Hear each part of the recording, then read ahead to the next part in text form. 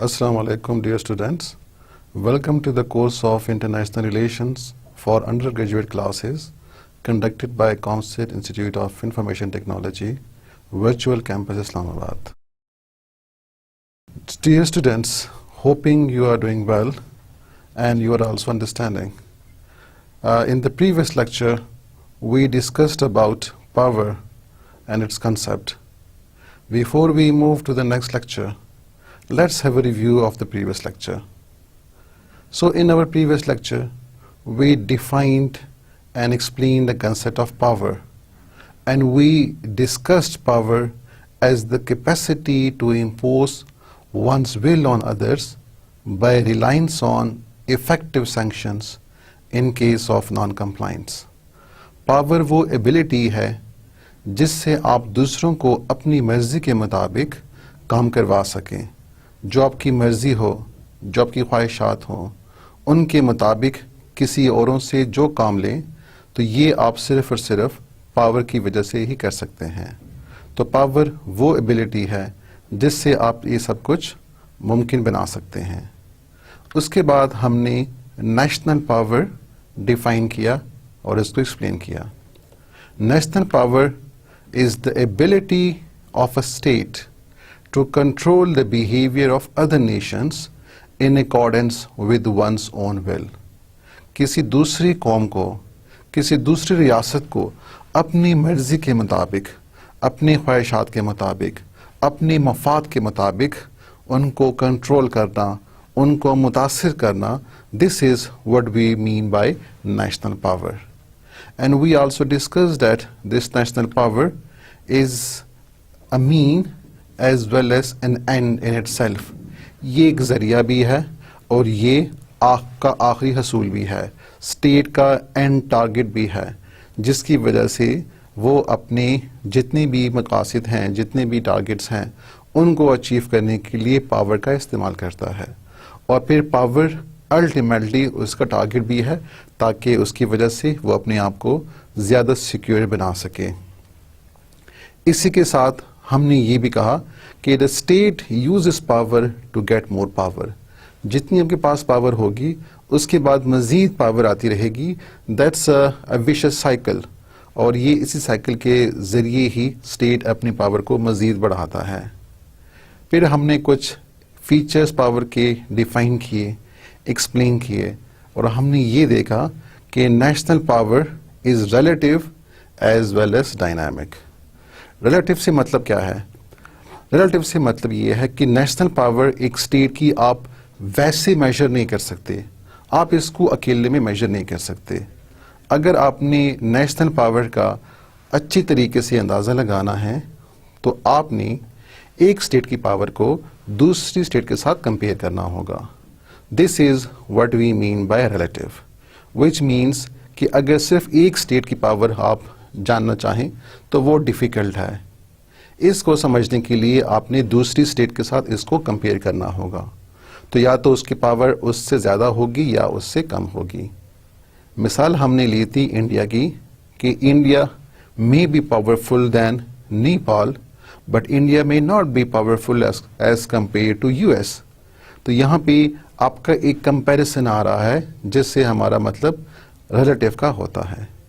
इसी के साथ हमने ये भी डिस्कस किया कि पावर डायनामिक है, पावर स्टैटिक नहीं है, पावर जमूद नहीं है, पावर चेंज होती रहती है। ये वक्त के साथ, हालात के साथ चेंज होती रहती है।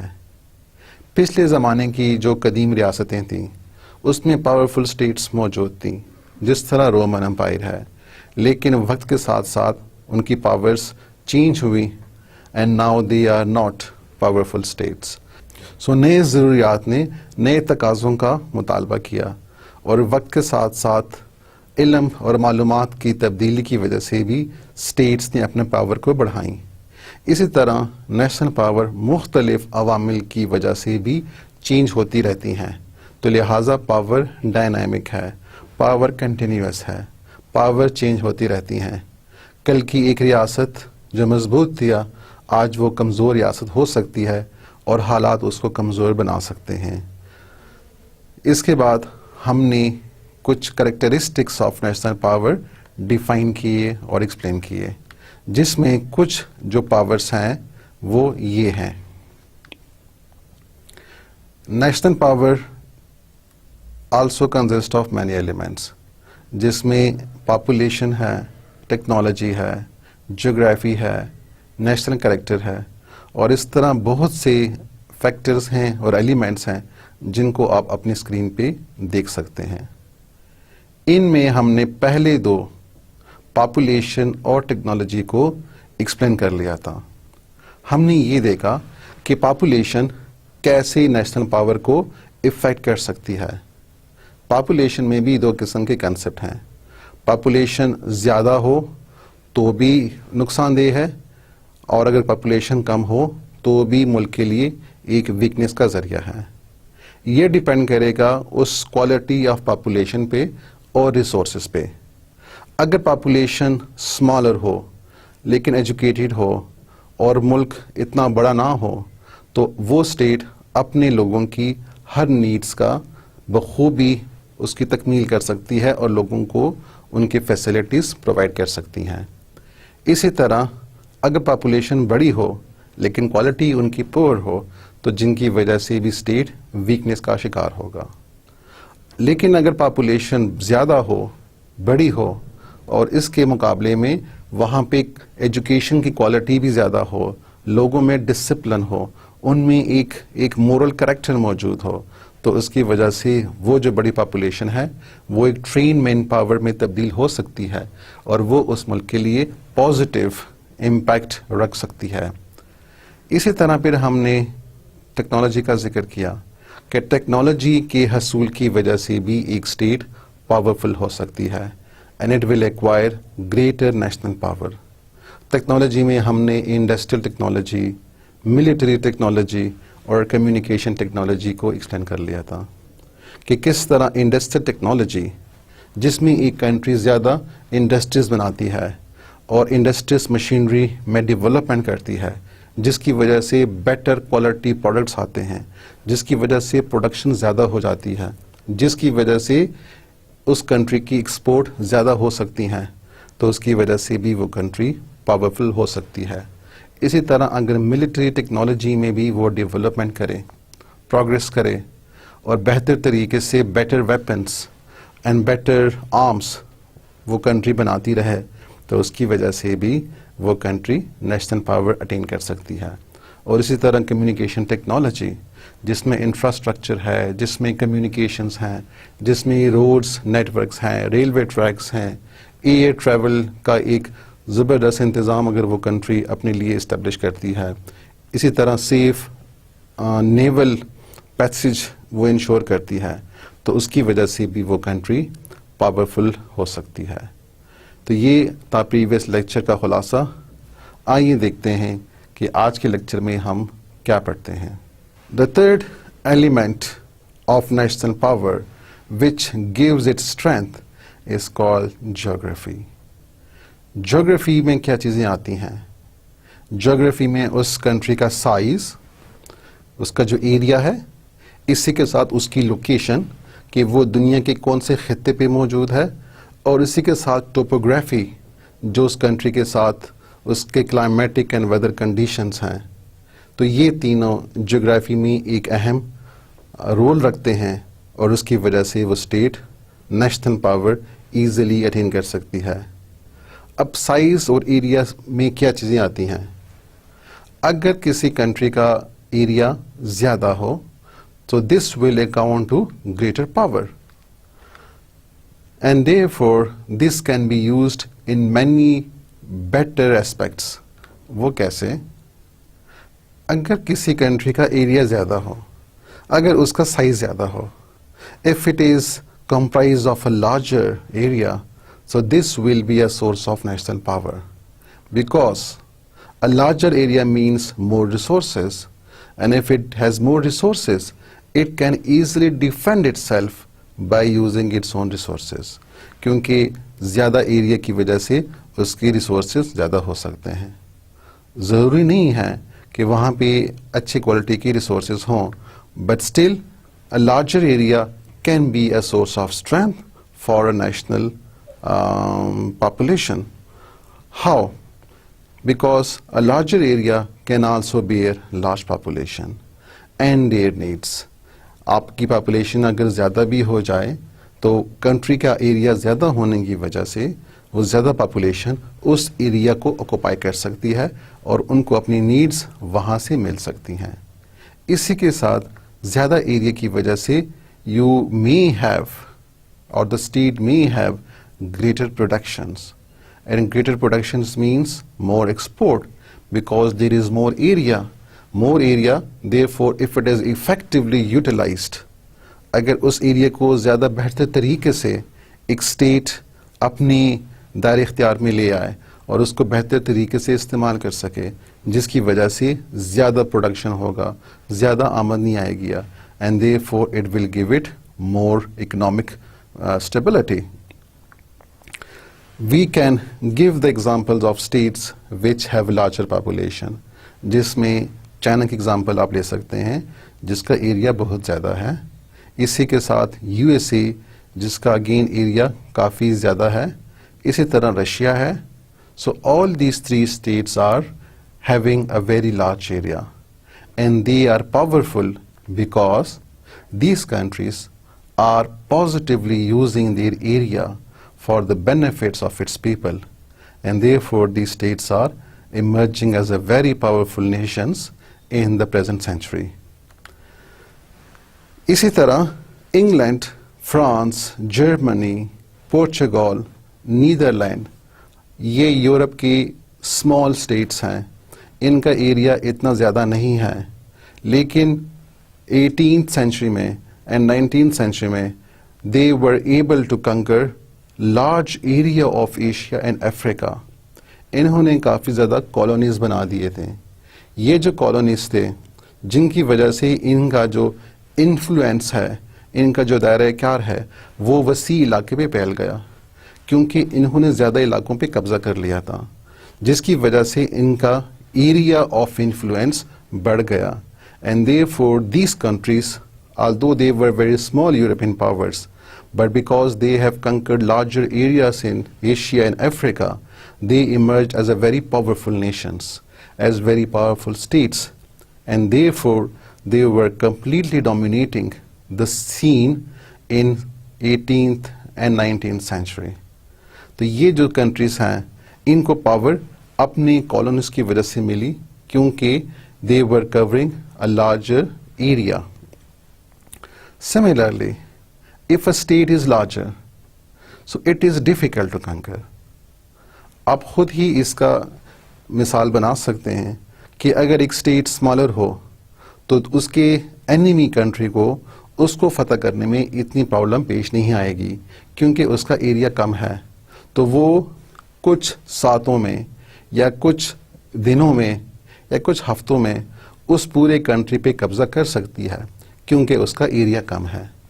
So therefore smaller states have this risk that they can be easily conquered by another state or their enemy state. इसके मुकाबले में अगर एक स्टेट का रकबा बहुत ज़्यादा हो, बहुत वसी हो, तो उसके मुकाबले में आप क्या नताइज अखज़ कर सकते हैं? जी, ऐसा स्टेट कंकर करने में, फतह करने में बहुत दुश्वारी का सामना होगा.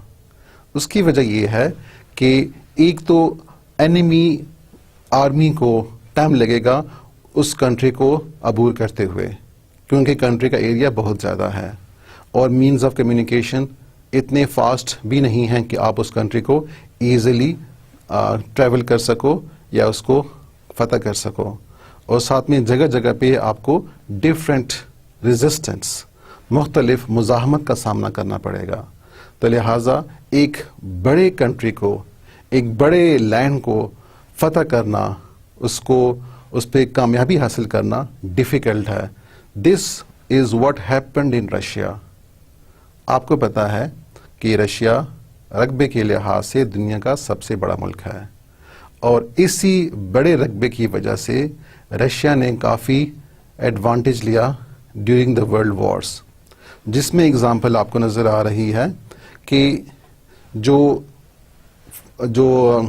स्टेट रशिया पे हमला कर रही है, the enemy state, so instead that it conquers the whole land of Russia, the larger area of Russia conquered the attackers.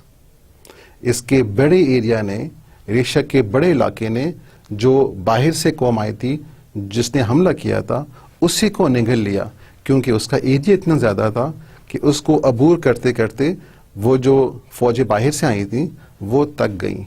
They were tired. They were not able to maintain their energy and to fight with the people in Russia, and therefore they were easily swallowed. They were easily conquered by the Russians. और साथ में जो Russia का climatic condition है, क्योंकि इतना बड़ा area है कि उसके डिफरेंट पॉइंट्स पे डिफरेंट वेदर्स हैं, तो उस एक्सट्रीम वेदर की वजह से भी जो बाहर से स्टेट्स ने हमले किए थे, so they were not able to conquer Russia, and it was an advantage. Napoleon and Hitler failed in Russia because of its larger area. This is how it were defeated during the World War I and World War II by Russia. Similarly, the Japan were unsuccessful in China because again China has a very larger area. It has a very vast land, and therefore Japanese forces were not able to conquer China in 1937. So we came to know that, and we understand that a larger area is an asset. ये एक मुल्क के लिए अजीम असासा है. Geography में दूसरा factor इसकी location है. एक स्टेट की वर्ल्ड में कहाँ पे लोकेशन है? क्या वो इक्वेटर पे मौजूद है? क्या वो टेम्परेट जोन में मौजूद है? क्या वो फ्रिजिड जोन में, जो दुनिया के सरतरीन इलाके हैं, क्या एक स्टेट वहाँ पे मौजूद है? तो इसकी वजह से भी एक कंट्री की नेशनल पावर मुतासिर हो सकती है. So the location ensure security if it is more isolated. For example, England and Japan island. अगर एक स्टेट लोकेशन के हवाले से दुनिया से ज़रा सा मुख्तलिफ हो, दुनिया से ज़रा सा मुख्तलिफ इलाके पे आबाद हो, जिस तरह एक जजीरा होता है जिसके लिए रास्ते नहीं होंगे और आपने सिर्फ समुद्री रास्ते से ही उस तक रसाई हासिल करनी है, तो ये उस स्टेट के लिए एक एडवांटेज हो सकती है बनिस्बत उन स्टेट्स के जो कि एक दूसरे के साथ उनके बॉर्डर्स अटैच्ड हैं और ईज़िली आप उन स्टेट्स में कंकर कर सकते हैं, वहाँ पे अटैक कर सकते हैं. इसके मुकाबले में वो ममालिक which are difficult to reach because they have a different location, they are island or they are lying in mountainous regions. So these states are difficult to conquer, and therefore it give those states as a stability and they have more national power. Example आपको England और Japan की दी गई है कि England as an island was more secure because it was difficult to assess, and same was the case with Japan. Similarly, USA, America, जो कि एक अलग बरियाज़म में एक वाक़या है. कौन से बरियाज़म में वाक़या है? So USA is in North America, and therefore it has a larger distance to travel to reach America. So during World War I and World War II, because US was at a larger distance, therefore the enemy forces cannot reach America and could involved in war with America. So therefore America was saved from the dangers and the destructions of World War I and World War II. And similarly, states which are located in a zones which are very hard to assess. For example, वो states जो कि extremely frigid zone में वाक़या हैं, जो कि दुनिया के सर्द मकाम पे वाक़या हैं, जिस तरह नॉर्थ पोल हैं, जिस तरह साउथ पोल हैं, तो अगर इनके करीब करीब की स्टेट्स वाक़या हैं तो वहाँ पे एक तो जो एनिमी स्टेट है उसके लिए वो फिजिबल नहीं है, ना उसके लिए वहाँ पे कोई अट्रैक्शन है, और इसी तरह वो जो स्टेट्स हैं तो वो वहाँ पे जो बाकी स्टेट्स हैं उनके लिए वहाँ पे कोई इंसेंटिव नहीं है, कोई पॉजिटिव पॉइंट नहीं है. So those states would not like to reach to a country which are in frigid zone, which are in the most cold zone of the world. इसके मुकाबले में वो states जो कि बहुत ज़्यादा गर्म हैं तो वो भी इतनी अपीलिंग नहीं है, मुकाबले में वो states जिनका टेम्परेचर टेम्परेट हो, वो टेम्परेट जोन में वाक़या हों. टेम्परेट जोन वो इलाके हैं जिनका टेम्परेचर पूरे साल तब्दील होते रहते हैं और वहाँ पे मौसम का उतार चढ़ाव मौजूद रहता है.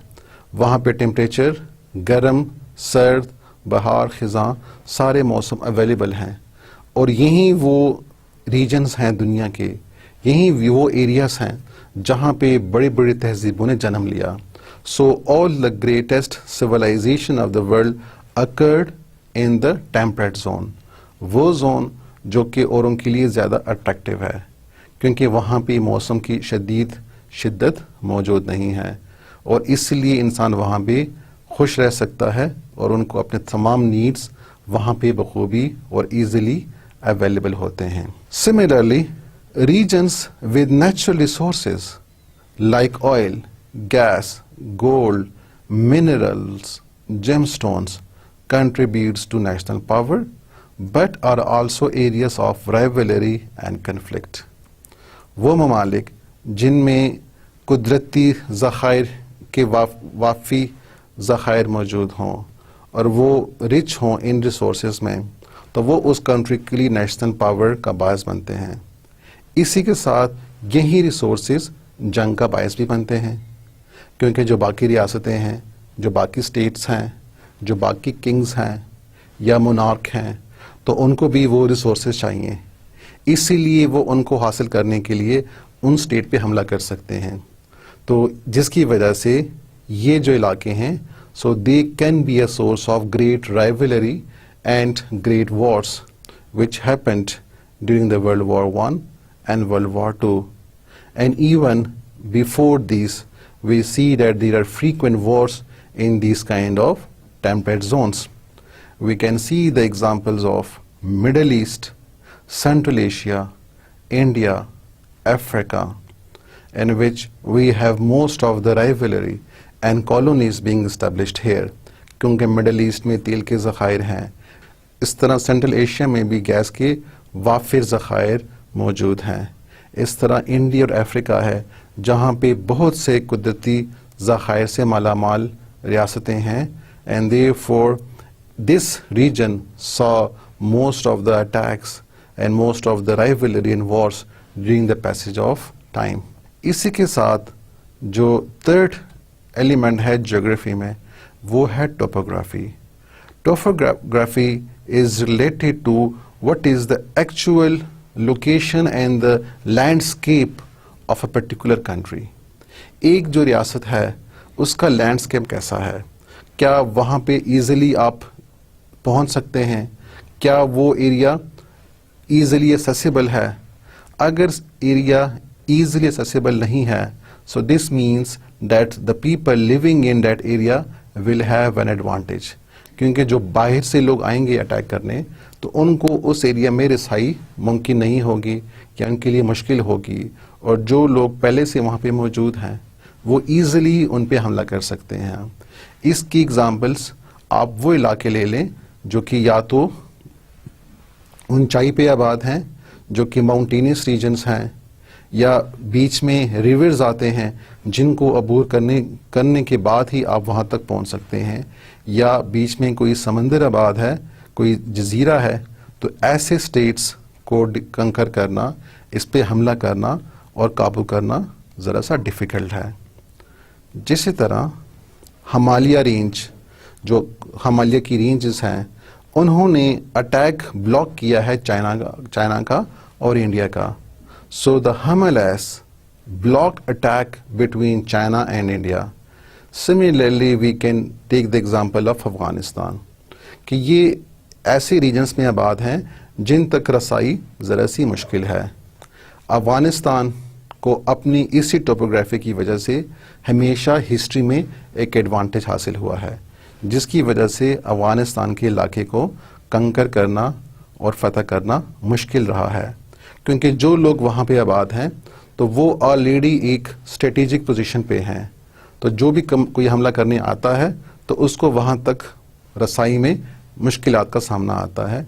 And therefore this kind of topography give an advantage to the people which are already living there. Similarly, we can take the example of tribal belt at present, and we see that there were problems faced by the US in controlling and fully combating the terrorists which are lying in the tribal belt of Pakistan and in the Afghanistan as well. So these mountainous regions and the topography gave them advantage. However, with the passage of time and with the advancement of science and technology, the importance of topography has declined a bit. उसकी वजह ये है कि अब sophisticated किस्म के weapons आ गए हैं, अब ऐसे आलात आ गए हैं जो कि ईजिली वहाँ पे आप तक आपकी रसाई पहुंचा सकते हैं। इसी के अलावा आप एयर फ्लाइट्स का इस्तेमाल कर सकते हैं और वहाँ पे अपनी फ़ौजें पहुंचा सकते हैं। So the improved communication with science and technology has helped us in lowering the importance of topography. जिस तरह एयर ट्रैवल है तो आप इजीली एयर ट्रैवल के ज़रिए वहाँ तक रसाई हासिल कर सकते हैं। इसी तरह स्पाई सैटेलाइट्स के ज़रिए आप वहाँ की जासूसी कर सकते हैं। इसी तरह न्यूक्लियर आर्म्स हैं, इसी तरह गाइडेड बैलिस्टिक मिसाइल्स हैं। तो ऐसे हथियार हैं जो कि ईजिली आप किसी भी मकाम से अपना टारगेट को सेट करके उन पे हमला कर सकते हैं। तो टोपोग्राफी की जो इम्पोर्टेंस है वो ज़रा सी कम हो गई है with the growth of and with the advancement of science and technology. In the picture you can see how the frigid zone, how the extreme cold condition is not attractive to other states, and therefore it is not a source of rivalry and wars. इसके मुकाबले में temperate zone में जहाँ भी आपको ज़खायर मिलेंगे, कुदरती ज़खायर मिलेंगे, आपको पानी वाफिर मिकदार में दस्तयाब होगा, जहाँ पे जंगलात मौजूद हैं, जहाँ पे लैंड इरिगेटेड है, so these areas are a source of attraction for other states and therefore it's a source of rivalry. The fourth state in the national power element is national character and morale. Remember, एक रियासत के जो लोग हैं उनका जो character है, उनके जो करेक्टर की एबिलिटीज़ हैं, this is also a source of strength for national power. Let's see how it gives strength to the national power. So the quality of population contributes to national power. According to Morgenthau, the degree of determination with which a nation supports the home and foreign policies of its government in time of peace and war. National character जो एक कौमी किरदार है, तो मर्गिंतो के मुताबिक ये वो डिग्री ऑफ डिटर्मिनेशन है जब कौम अपनी गवर्नमेंट का, जब एक कौम अपनी रूलर्स का ऐसा सपोर्ट करती है in the times of peace and war, so it gives support to their government. It's that high degree of cooperation, it's that high degree of commitment जो लोग अपनी गवर्नमेंट के साथ करते हैं और अपनी गवर्नमेंट को सपोर्ट करते हैं, ना सिर्फ अंदरूनी मामलात में बल्कि जो एक्सटर्नल अफेयर्स हैं, जो फॉरेन पॉलिसीज़ हैं, उनमें भी वो अपनी गवर्नमेंट का दिफा करते हैं और उनको पूरी सपोर्ट देते हैं, जिसकी वजह से गवर्नमेंट स्ट्रांग हो जाती है. अगर किसी कंट्री में एक गवर्नमेंट और उसकी आर्मी बहुत भी स्ट्रांग क्यों ना हो, लेकिन उसको अपने लोगों से सपोर्ट हासिल ना हो, तो उसकी वजह से उनकी जो फ़ौज है उनका मोरल नीचे चला जाता है, and as a result they can be easily conquered. But support from the people and support from all the strata in the society will make the government more strong. So the national character of the people and their support for their government is very, very important. The people, if they have a good national character, if they have a high standard of morale, so they will keep their national interest above their personal interest. वो अपने ज़ाती मफाद को ज़्यादा अहमियत नहीं देंगे, बल्कि वो कौमी मफाद को ज़्यादा अहमियत देंगे. वो अपनी ज़ाती अना और ज़ाती मफाद को कुर्बान कर देंगे अपनी कौमी मफाद के ऊपर. और इसी तरह ही मजबूत कौमें दुनिया में अपना ऊंचा मकाम हासिल करती हैं. Similarly, the nation which has a high degree of moral character and high degree of national and stable character, they exhibit high spirit of loyalty. अपने वतन के साथ ज़्यादा अटैच्ड होना, हुब्बुल वतनी का सबूत देना. They have a high degree of courage because they do not become fear and they have a greater sense of determination. They are brave and they support their governments. Similarly, they have a high degree of patience. सब्र करते हैं, जो तकलीफ़ें उन तक पहुंचती हैं उस पे भी सब्र करके अपनी गवर्नमेंट को कंट्रोल करते हैं, अपनी गवर्नमेंट को सपोर्ट करते हैं. And similarly, these nations have a high degree of discipline. They sacrifice their own materials, they sacrifice their own property, even they sacrifice their own lives for their country. And as a result, these countries and these nations are very strong and they exhibit a high degree of unity. And we know unity is strength, unity provides power. तो लोगों का national character, उनका जो कौमी किरदार है और उनका जो अखलाकी मयार है, so they are a source of national power to a particular state. This provides strength to the government to pursue its policy nationally and internationally. So the government becomes strong because its people are always after it and the people are supporting their policy.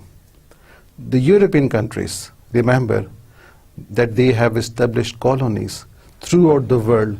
They have controlled so many regions of the world. Why they were powerful? Why the European countries were so much powerful? Because their people have a high degree of national character. They were educated, they were vigilant, they have a good quality, they have a high degree of patience, and they would keep their national interest above their own personal interest. And as a result, they were able to establish colonies not in Asia but also in Africa as well as Latin America. So these countries should be respected because of the national character of the people there. The fifth element in the national power is economic development. Remember, economic development is also a very strong element in the national power. What economic development do? Economic development provides state with sufficient funds and material and physical infrastructure to defend itself. अगर एक मुल्क की economic development ज़्यादा हो, अगर उन्होंने अपनी माशी तरक्की में अपने आप को मजबूत किया हो, तो ऐसी कौमें और ऐसी रियासतें बहुत मजबूत होती हैं. इसीलिए कि if a country has a good economic standing, if it is economically stable, तो उस कंट्री के पास ज़्यादा फंड्स होंगे. ज़्यादा फंड से उनके पास ज़्यादा मटीरियल अवेलेबल होगा और it can import its own needs, and therefore with this sufficiency of funds and with this excess of material, it can develop its physical infrastructure and make itself more strong and make itself more stable. So remember, economic development provides you with the necessary tools. It gives you and it assists you with all the means and all the things that a country needs, which are successful for stability. Similarly, if these resources are there, remember its utilization is also very important. The resources should be properly utilized for economic development. अगर एक country में resource भी मौजूद हैं लेकिन इसके बावजूद वो इकोनॉमिक डेवलपमेंट नहीं कर सकती जब तक वो उन रिसोर्सेज का अच्छे तरीके से इस्तेमाल नहीं करती है, जब तक वो उसको रिसोर्सेज को निकाल के उसके ऊपर मेहनत करके उससे अपने लिए पॉजिटिव बेनिफिट्स नहीं निकाल सकती, उस वक्त तक वो कंट्री इकोनॉमिक डेवलपमेंट नहीं कर सकता। इसकी एग्जांपल मैं आपको ब्राज़ील की दे सकता हूँ कि Brazil has a very large natural and forest resources, but as long as they are not exploited, so they were of no use for Brazil. So first of all, these resources should be properly utilized to give its benefit in the form of economic development.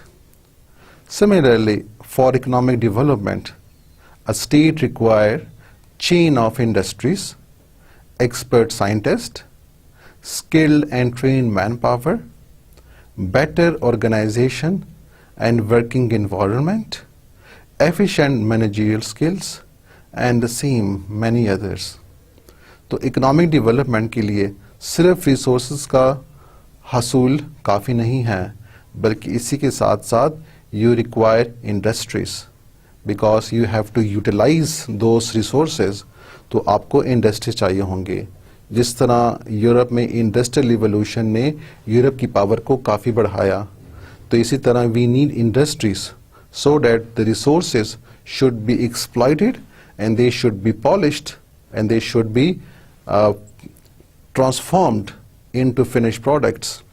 इसी के साथ we need expert scientist, we need more skilled professionals, ताकि वो अपनी skills को use करके, अपने expertise को यूज़ करके अपने मुल्क की इकोनॉमिक डेवलपमेंट में अपना किरदार अदा करें।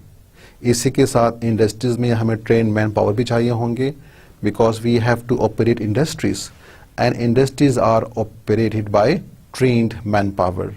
तो जो हमारे लेबर्स हों, they should also be trained, they should also be skilled, and then this will result in a very stable kind of economic development.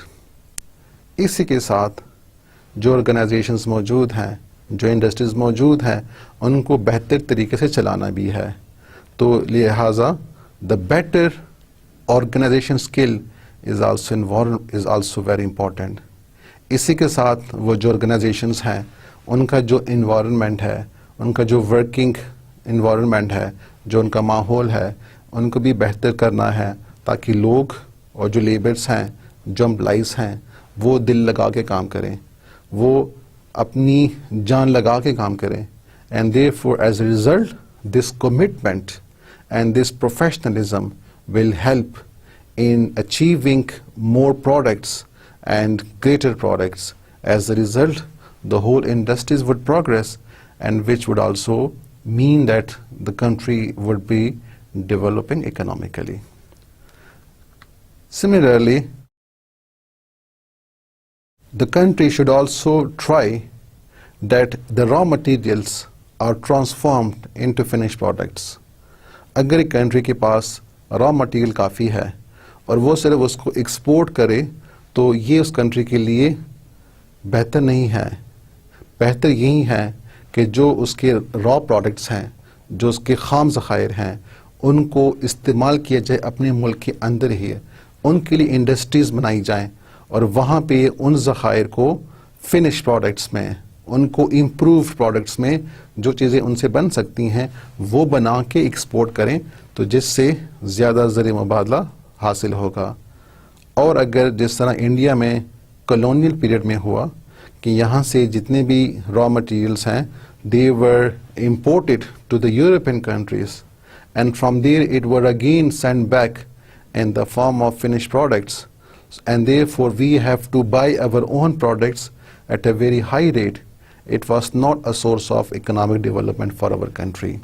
इसलिए एक स्टेट को उसी रॉ प्रोडक्ट के साथ साथ उनके लिए इंडस्ट्रीज बनानी चाहिए, ताकि उन जो प्रोडक्ट्स हैं उनको फिनिश प्रोडक्ट्स में कन्वर्ट किया जा सके। Similarly, European and developed countries, as I have already mentioned, so they were exporting these finished materials, these finished products back to their colonies, and therefore were earning high from those colonies.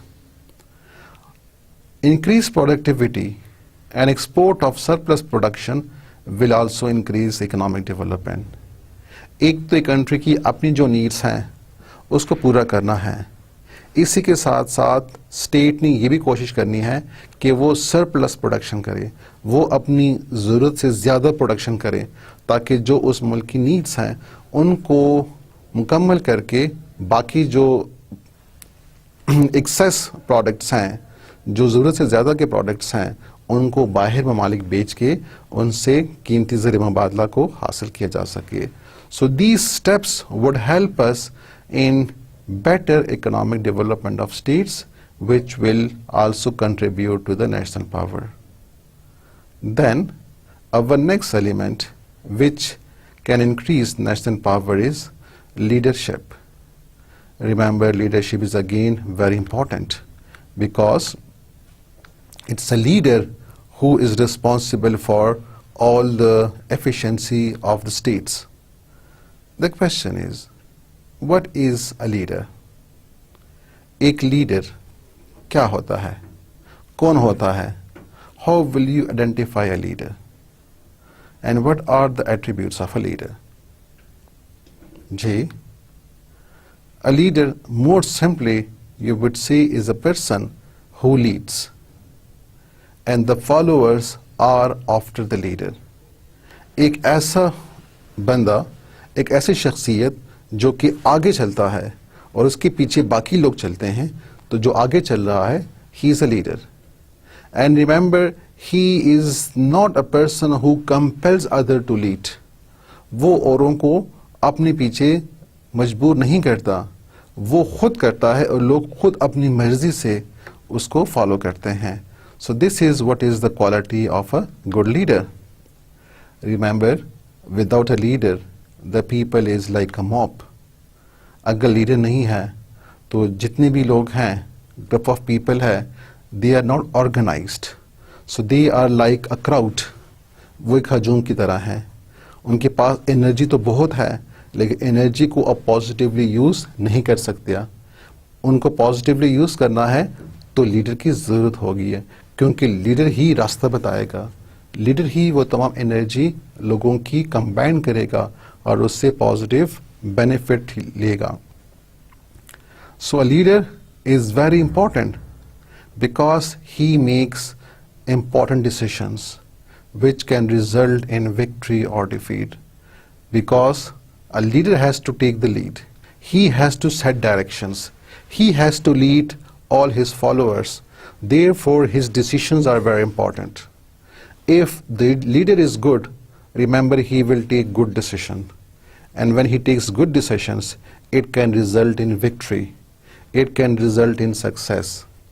लेकिन अगर leader good nahi hai, if a leader is not a good leader, if he doesn't have that particular potential and he is just leading the people because he has got something else through which he is guiding the people, and therefore his decisions will not be good, and therefore the decisions of that leader will result in ultimate frustration and defeat. Therefore the selection of leader is also very important. A leader may be physically weak, but he is mentally very strong. He possesses a very high standard of excellence. He has a good moral standing. He has a good intellectual capacity. And therefore he drives the people through his mind power. His physical power is very less. Remember, एक अच्छा leader ultimately लोगों को एक बड़े group of people को channelise करता है, उनमें एनर्जी बढ़ता है, सिर्फ इसलिए कि because he has a very high intellectual capacity, his mind power is very strong, his physical power is or may be very less. He doesn't drive the people with his physical force, he drives them with his intellectual force, and this is very important. A good leader also possesses strength of character. He has high energy. वो खुद काम करता है, वो अपनी थकावट का इजहार नहीं करता. He has the greater wisdom. he has a prolific knowledge, उसके पास इल्म की भरमार है, वो इल्म रखता है, उसके पास इंफॉर्मेशन है, उसके पास एक्स्ट्रा ऑर्डिनरी करेज है, जुर्रत है, बेबाक है, नडर है, विल पावर रखता है, अपने फैसले पे अमल करता है, अपने फैसलों को हर वक्त तब्दील नहीं कर रहा होता, बल्कि वक्त की नज़ाकत के साथ उसमें तब्दीली ला सकता है, लेकिन टारगेट्स उसका वही है जो उसने सेट किया है. So this kind of traits of a leader can help in achieving the goals of the organization or the goals of a state and can easily contribute to national power. Remember, एक state में leader ही सब कुछ है. अगर leader बेहतर है, so the state becomes strong. We see that in the history, when we are giving examples of powerful states, we also give the example of the leader who was present in that particular time. जिस तरह आपको खुद नज़र आ रहा है, आप जितने भी पावरफुल स्टेट्स हैं, जब उनकी एग्जांपल लेते हैं तो साथ में उस लीडर की एग्जांपल भी लेते हैं. अभी हम इसके कुछ एग्जांपल्स करेंगे. But in a leader, remember, the leader can be political and military. Leader political भी हो सकता है. He will be a king, he will be a prince, he will be a prime minister, he may be a president, or the leader can be a military leader, he can be a general, he can be a commander. Remember, both types of leaders are important, and if a leader has both the properties, then that's even very good. In these pictures, you can just see a few examples of a leader. In one of the picture to your right, you can see that the leader, who's basically red in color, and the followers are blue in color. So the leader is leading, he is giving direction, he is the steering wheel. वो अपनी इस पूरी organisations को, इस पूरे group को drive कर रहा है. वो आगे है, फॉलोअर्स उसके पीछे हैं, and he will lead the followers to success. Remember, leaders are not only important in humans, even they are also existing in animals and in birds as well. Just some interesting pictures are shown here, in which in the first picture and the top picture to the left, you can see how the bird is taking the lead and the other birds are flying after him. So you can see that how the leadership is even required and is asked by the bird as well. In the next picture, you can see how again the example of a leader is there, and the leader, it says, don't tell you what to do, they show how it is done. So that leader is following, that leader is leading, and the others are following, and they see how the leader does it, and then they would also follow in the same, and this would achieve the target. A good leader infuses spirits, it provides direction, it set examples for followers. जिस तरह भी हमने इसको explain किया कि किस तरह एक लीडर पहले काम खुद करता है और फॉलोअर्स उसको फॉलो करके उस मकाम तक पहुंचते हैं. He unites the strength and helps in achieving the targets. A leader boosts national character and morale during crisis, while followers would blindly follow. Remember, in crisis and in the situation of wars, a leader role is very, very important, because it is the leader who boosts the national character, who provides strength to his country as well as to his army, and he leads while the other follow. He has a high degree of morale, and he also infuses that high spirit in the follower as well. And then the followers follow the leaders because they have a trust in their leader, and they follow him because they think that only the leader can save them and they can lead them to success. The examples are that President Wilson during World War I, He was the President of United States during World War I, and through the efforts we see that the US and the Allied forces were successful. Similarly, the President of United States during World War II was Roosevelt, and again his determination and his courage resulted in the victory of United States and its allies again. Churchill was the Prime Minister of UK during World War II, and he was working along with Roosevelt and were fighting against Germany. Stalin, who is Stalin? Stalin was the Russian president during World War II, and he was also a very great leader and was striving with United States and UK to stop the World War.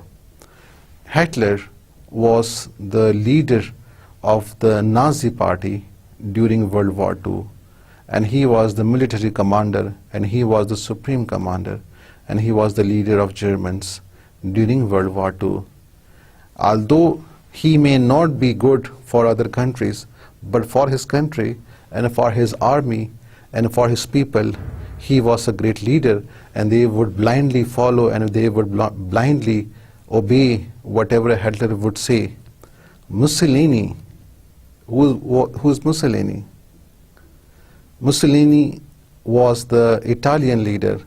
He was the leader of the fascist party, and he was leading again and was fighting with Europe, which means he was fighting with UK and United States, and was on the side of Hitler. In Jinnah, as you can see that through his efforts and through his leadership, we finally achieved Pakistan. It was again that tremendous spirit of leadership in Jinnah that Pakistan was possible on the map of Pakistan. In the picture, there are some images of the great leaders. To left top, you can see Jinnah, and the bottom left, you can see the Russian President Joseph Stalin. To the right of your screen, the top right screen, you can see Hitler, who was the German leader. And below Hitler, you can see Mussolini, also written with the name. And then the other picture is Sir Winston Churchill, who was the British Prime Minister during World War II. The seventh element in the national power is diplomacy. What is diplomacy? According to Morgenthau, on the importance of diplomacy to the national power, Morgenthau says, diplomacy is the brain of national power. Diplomacy is so strong element of national power that it can be regarded as the brain, क्योंकि diplomacy से आप सोचते हो, आप act करते हो. So this is that wisdom. It is the brain of national power.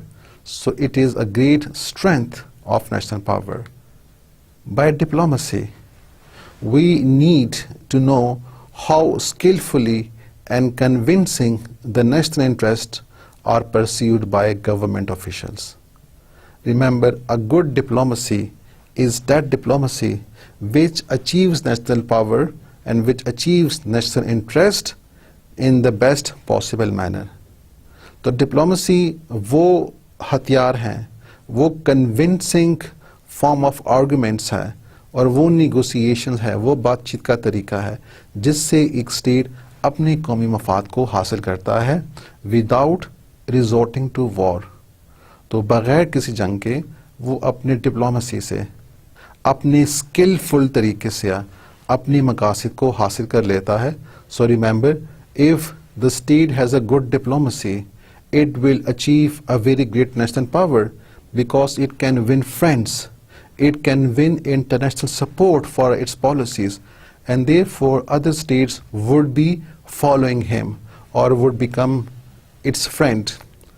अगर एक कंट्री की डिप्लोमेसी सही नहीं है, उनकी डिप्लोमेसी वीक है, तो वो अपने जेन्युइन इंटरेस्ट की भी हिफाजत सही तरीके से नहीं कर सकता।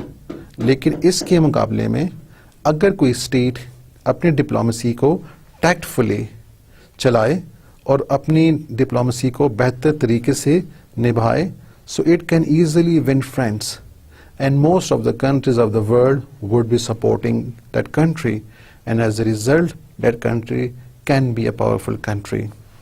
So it wins friends and favorable alliances are made because of good diplomacy. The diplomacy, you can easily pursue national goals with least resistance.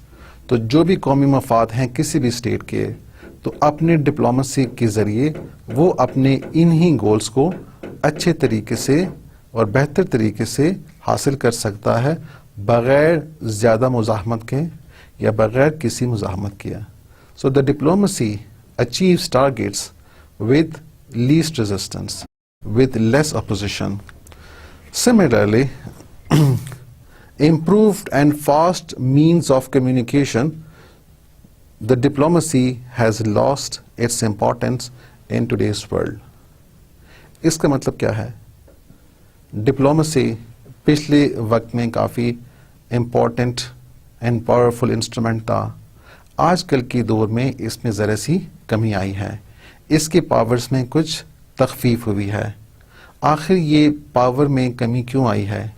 इसकी मेन वजह improved and fast means of communication है कि वक्त के साथ साथ diplomacy की जो पावर्स हैं वो कम हो गई हैं। आजकल डिप्लोमेट्स अपनी पावर को अपने मर्ज़ी के मुताबिक इस्तेमाल नहीं कर सकते, बल्कि उनको मुसलसल अपनी गवर्नमेंट के साथ राब्ता रखना पड़ता है और उन्हीं से मशवरे लेने पड़ते हैं और अपनी मर्ज़ी से कुछ नहीं कर सकते, जिसकी वजह से आजकल डिप्लोमेट्स की पावर्स कम हो गई हैं, क्योंकि आजकल ओपन डिप्लोमेसी का ज़माना है और हर डिप्लोमेटिक निगोशिएशंस को कवरेज दी जा रही होती है, जिसकी वजह से डिप्लोमेसी की पावर्स कम हो गई हैं। आजकल डिप्लोमेट्स को डिग्निफाइड क्लर्क्स या मुअज़्ज़िज़ क्लर्क कहा जाता है, क्योंकि वो अपनी मर्ज़ी से कुछ नहीं करते, वो सिर्फ वही करते हैं जो उनको अपनी गवर्नमेंट के ज़रिए मशवरे दिए जाते हैं या जो उनको राय दी जाती हैं। Dear students, we are finished with the today's lecture. Before we stop, let us have a summary of today's lecture. Dear students, in today's lecture, we started our lecture with power and the national power, and we defined what is national power, that it is the capacity of a state to influence the behavior of other states according to its own will. किसी दूसरी states की power को अपनी मर्जी के मुताबिक control करना और उन पे असरअंदाज होना, this is called national power. And we started our lecture with the elements or the components of national power, and we discussed how geography can be a source of national power. In this, we discussed that the area of a country, the area of a state can be a source of national power. If the area is large, remember it can provide more resources. It can sustain a larger population. ये एक बड़े आबादी का जितनी भी ज़रूरियात हैं उनके needs का और उनकी फैसिलिटीज़ को बेहतर तरीके से मीट कर सकता है। इसी के साथ हमने ये भी देखा कि ज्योग्राफी में उसकी लोकेशन काफ़ी इम्पोर्टेंट है। अगर एक कंट्री या एक स्टेट दुनिया से कट ऑफ है तो वहाँ तक रसाई डिफ़िकल्ट है, जो कि उसकी वजह से उस स्टेट की नेशनल पावर बढ़ सकती है, वो अपने आप को ईज़िली डिफेंड कर सकता है बनिस्बत उन स्टेट्स के जो कि एक दूसरे के साथ उनकी बाउंड्रीज मिलती हैं और ईज़िली वहाँ पे दूसरी फ़ौजें दाखिल हो सकती हैं। इसी के साथ हमने ये भी देखा कि जो स्टेट्स टेम्परेट जोन में वाक़या हैं तो वो उन स्टेट्स के लिए एक पावरफुल ज़रिया है, and they can easily increase their powers because they have many resources. But again these regions are a source of constant tension and constant conflicts, क्योंकि वहाँ पे ज़्यादातर स्टेट्स ईज़िली वहाँ पे असरअंदाज हो सकते हैं, वहाँ पे हमलावर हो सकते हैं, क्योंकि ऐसे स्टेट्स ज़्यादा मकबूल हैं, ज़्यादा पुरकशिश हैं बाकी स्टेट्स के लिए। इसी के साथ हमने नेशनल कैरेक्टर और मोरल को भी डिस्कस किया कि किस तरह एक स्टेट की नेशनल कैरेक्टर, जो वहाँ के लोगों का एक कौमी किरदार है और जो उनका मोरल है, so it is also a source of strength for the country, because they can easily support their country, they can provide cooperation, and they can bear all whatever is the government doing, and therefore the country would be strong if the people are very determined, if the people have a high sense of character, if they have a high degree of patience, if they can keep their personal interest above national interest. So this means that the national target can be easily achieved and the people have a high degree of sacrifice for their country as well.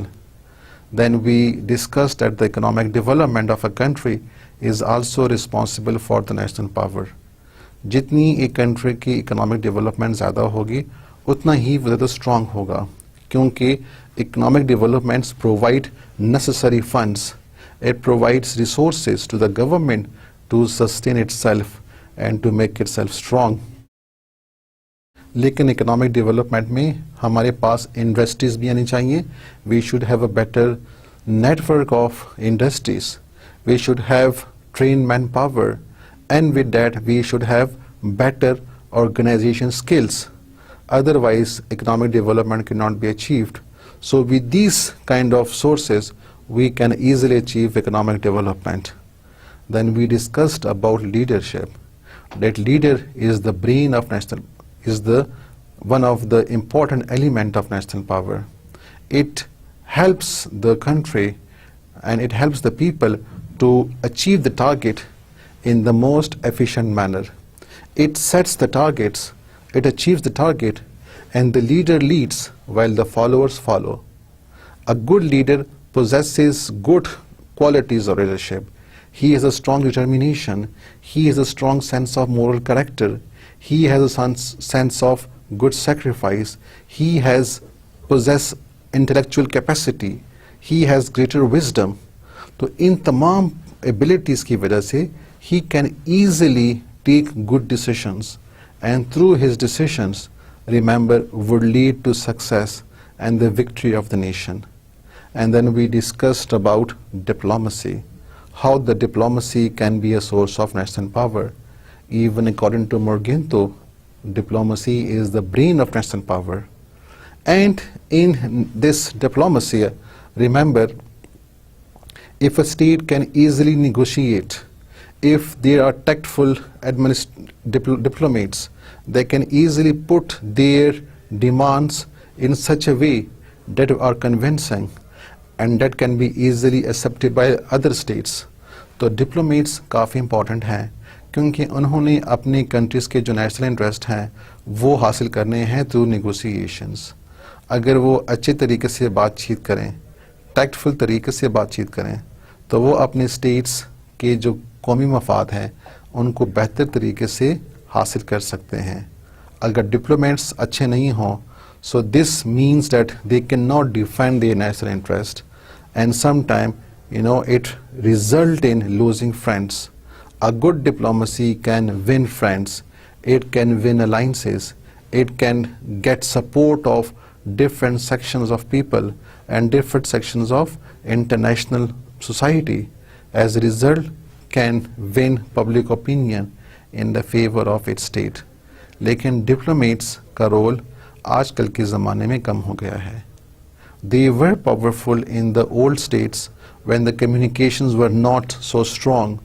तो इसीलिए वो अपने तरीके से अपनी मर्ज़ी के मुताबिक काफ़ी फ़ैसले खुद कर सकते थे, क्योंकि स्टेट्स के बीच में काफ़ी फासला होता और कम्युनिकेशन पे टाइम लग जाता.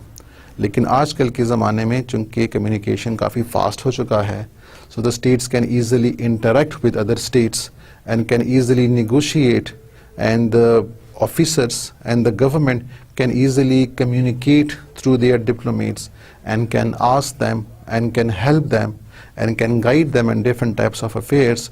Therefore, the diplomats cannot take now major decisions by themselves. They have to rely on their government, and therefore they have to keep constant contact with their foreign office, जिसकी वजह से आजकल के diplomats को dignified clerks कहा जाता है और उनकी पावर्स कम हो गई है.